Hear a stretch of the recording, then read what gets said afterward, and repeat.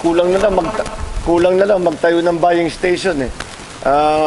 Grabe ang bilihan ng boto, hindi lamang dito siguro hindi gaano, pero sa ibang lugar talagang balitang-balita at namomonitor namin ang mga report na unang-una kahit saan may bilihan ng boto, at pangalawa, ang laking halaga ng pera ang binabagsak.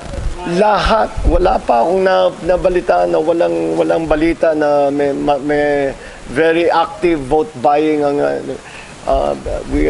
binabagsak na pera sa araw na ito, sa nakaraang ilang araw at sa voting day, election day, napakalaki.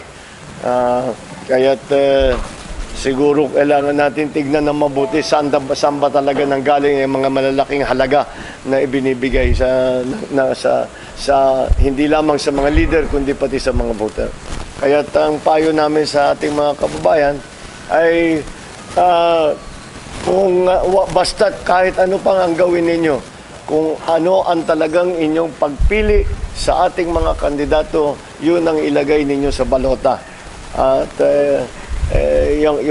wag na ninyong pansinin yung mga vote buying na yan. Kunin yung pera kung sakali, pero wag kayong boboto sa sinasabi nila. Iboto ninyo yung gusto ninyo.